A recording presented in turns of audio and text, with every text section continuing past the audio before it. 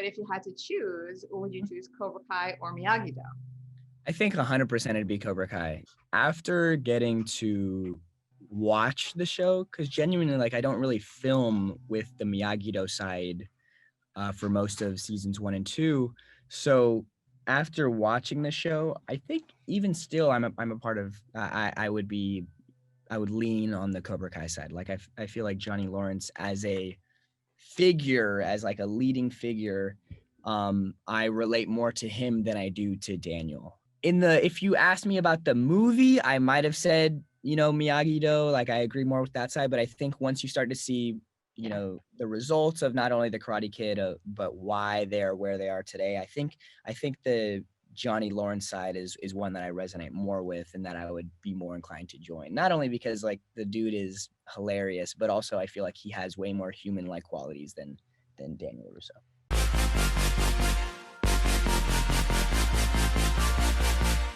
Yeah, for sure. So I definitely want to talk about Cobra Kai. I love it. And I remember when it premiered on YouTube and I was like, oh, that's cool. It was a couple years ago. Actually, I'm sure that I saw you at the Tribeca Film Festival. You guys had opening night there. We were over there. Yeah.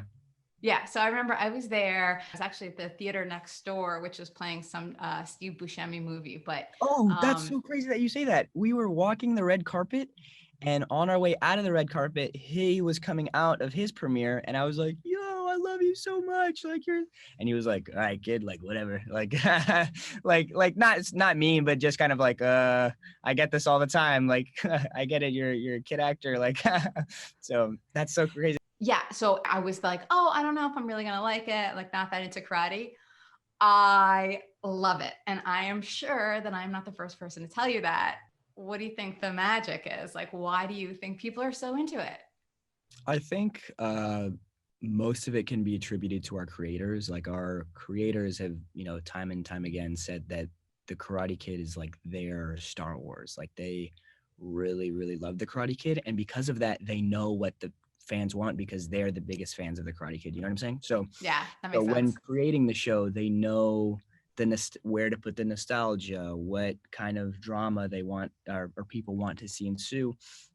And I think also what's really great about it is that there's no really good guy or bad guy. Like in the original Karate Kid, there was very clearly a protagonist in, Ralph Macchio or Daniel LaRusso, and an antagonist with not only Kreese, but Johnny Lawrence, right?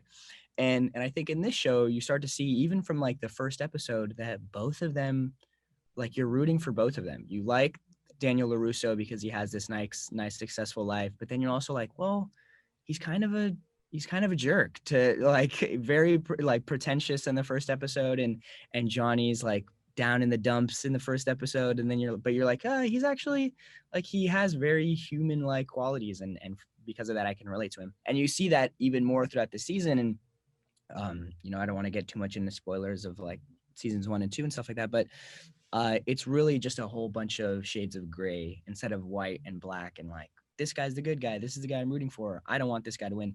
You really root for both people the whole time. And I think that's what really makes a show interactive, is that you don't have to have one favorite character. I can have a favorite character on Miyagi-Do and on the Cobra Kai side, and sometimes they interact together. So I think that's what makes the show so good. And especially that everyone, Ralph and Billy waited so long. Like I'm sure they've gotten so many pitches to bring back the Karate Kid in some capacity. And when talking to Ralph, he's just like, it didn't really feel right. Like I wouldn't want to bring it back for just for the, the cash grab. Right. And I think now that our creators presented the two, Ralph and Billy, with something actually pretty cool, they're like, okay, this feels like the right thing to kind of bring back, and not in a corny way. So I think that's what makes the show really wonderful. I think yes to all that. Plus it's so like funny, and like there's so many great lines in it. I mean, obviously Billy really gets almost all the great lines, but of course you do too. He like a hash brown. Yeah, put a hash brown on it. He has so many. And it's funny because you know, he's not like that at all in real life. Like I remember one day we were filming a scene where he gets done with this big meeting and I get done with this date, and we come back to his dojo and he's like, tell me you're the man. And I'm like, I'm the man. And he's like, let me grab some drinks for us. And he pours the drinks and he's like, here, and clinks cups with me. He's like, and I smell it. And I'm like, is this whiskey or tequila or something? He's like, it'll put hair on your balls. And that was the line. And he was like, guys, like, do I really have to say this? Like, I feel like it's funny because as a father, he's like, I don't know. This isn't that for something that I would say. Like, he's the sweetest guy ever.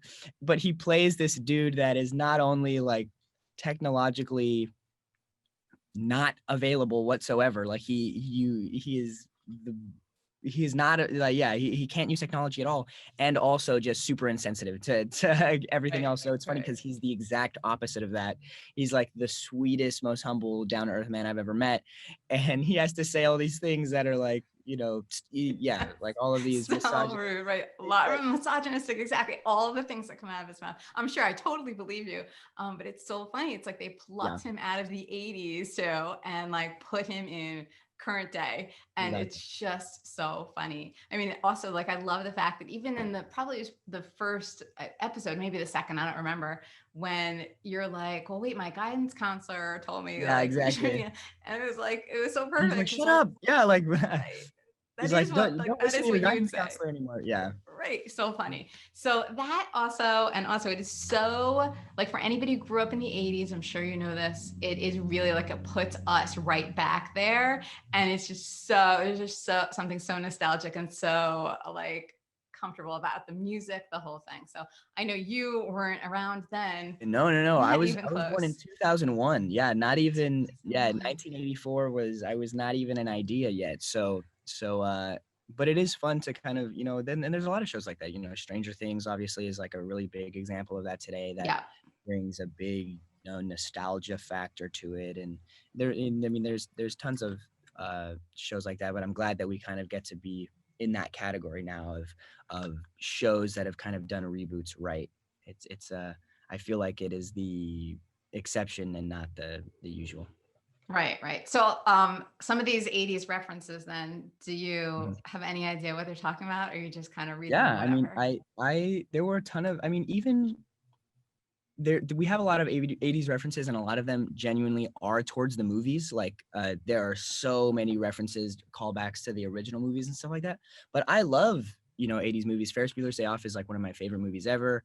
Classic. I know it's like super cliche to be like, oh, I love John Hughes and like 16 Candles and Breakfast Club, but Ferris Bueller's Day Off genuinely is one of my favorite movies.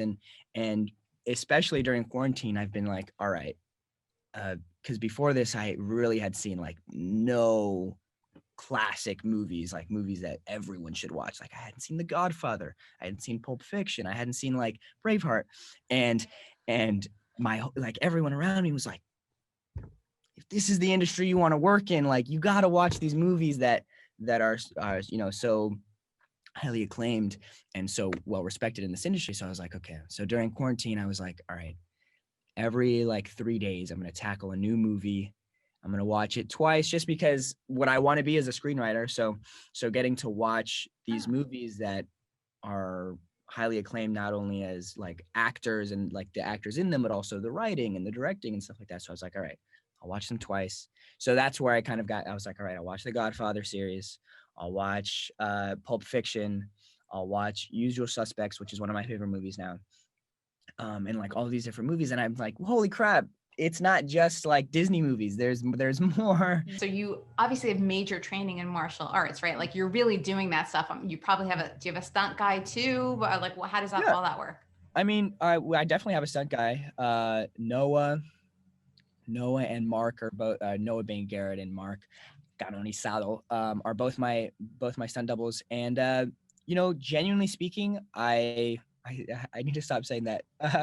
But I do a lot of my own stunts. I didn't even notice you said that, by the way. Do you feel like you say that a lot? I feel like I definitely do say genuinely speaking a lot, which should be kind of a given. Like I wouldn't speak, you know, not from the heart, but I do a lot of my own stunts. I'd say 90 to 95% of the stunts that I do are myself, or the stunts in the show The only area that it gets a little bit, wonky is when physically there is something that could be hurting me. Like there were only 2 stunts this season that I couldn't do, and one of them was getting thrown up against a tree, and they were just like, they're like, we can't, like, there are so many accidents that it's like, it's not even, we believe that you can do it. It's just the guy throwing you, like, we would hate for something bad to happen and he accidentally miss and you hit a part, like you don't hit the back pad. You know what I'm saying? If you like this video, please make sure you smash that like button and tap on subscribe for more real talks with your favorite celebrities. Thanks for watching. See you soon.